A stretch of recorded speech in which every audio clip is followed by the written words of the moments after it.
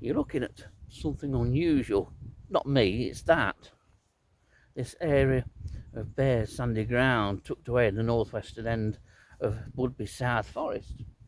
You may wonder what's unusual about it.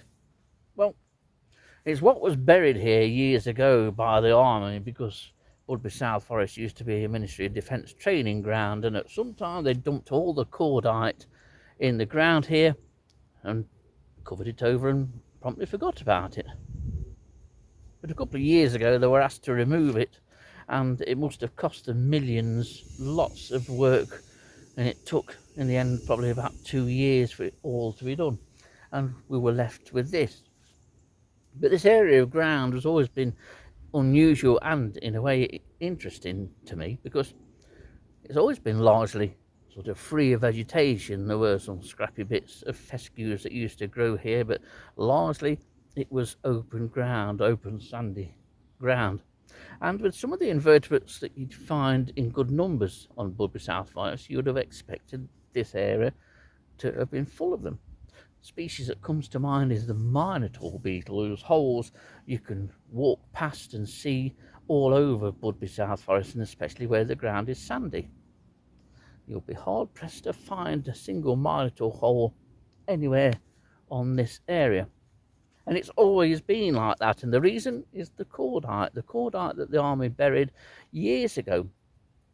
The insects could obviously sense that cordite, and it had an effect, because Dillis and myself, we never recorded anything on here.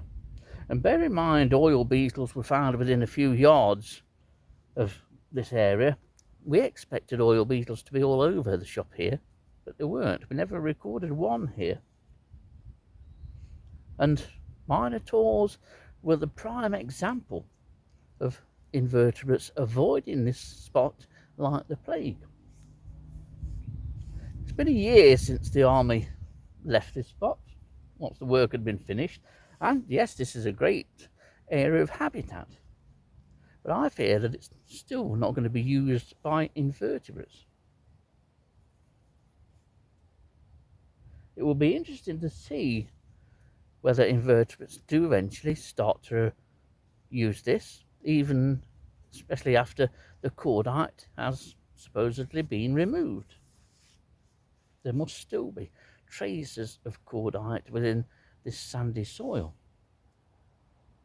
I've just had a walk across here and a good walk around, and say I can't find any minotaur holes at all.